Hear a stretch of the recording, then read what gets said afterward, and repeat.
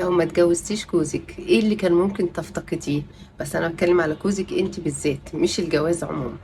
طيب انت لو ما اتجوزتش مراتك ايه اللي كان ممكن تفتقده؟ بس انا بتكلم على مراتك انت بالذات مش الجواز في حد ذاته.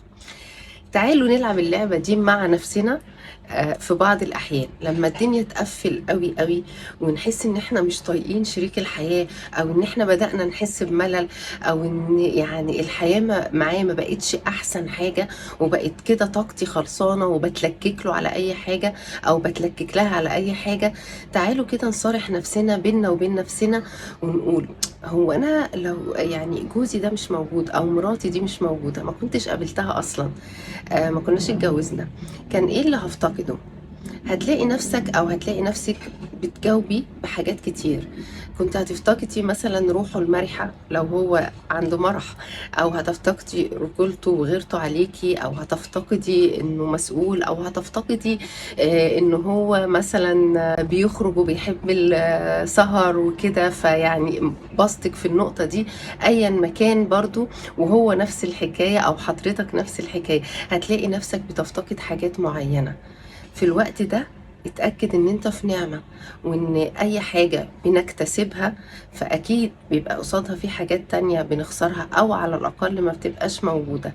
فتأكد او تأكدي ان انتوا شركاء الحياة اللي معاكوا في حاجات هتبقى كويسة جدا وهتفتقدوها لو هما مش موجودين.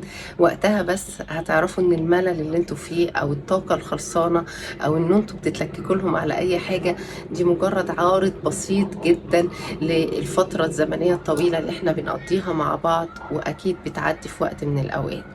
لو ما لقيتوش اي حاجة كسبتوها، بالعكس بينكم وبين نفسكم وبمنتهى الموضوعية وبمنتهى الصراحة لقيتوا ان فعلا مفيش حاجة انتوا هتفتقدوها، بالعكس اللي هتفتقدوه اشياء سلبية، هيبقى النكد اقل، هيبقى هتحس بذاتك اكتر، انت هتحس اكتر ان انت مرتاح، هتبدأ تشوف حياتك اكتر، في مشاكل كتير هتقل.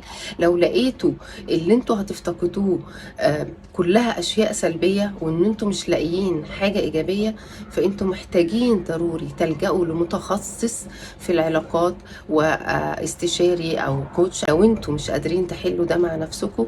لان الحياة الزوجية تستحق ان انتوا تجربوا مرة واتنين وتلاتة، فما تنتظروش مني ان انا اقول لكم فانتوا كده خلاص انتوا مش هينفع تكملوا مع بعض، او ان الحياة صعبة. لا، هقول لكم حاولوا مرة واتنين وتلاتة، وان انتوا فعلا قدام مشكلة حقيقية تستحق مجهود اكبر وشغل على نفسكم اكتر واللجوء لمتخصص، ثم بعد كده تقرروا ايه اللي ممكن يكون.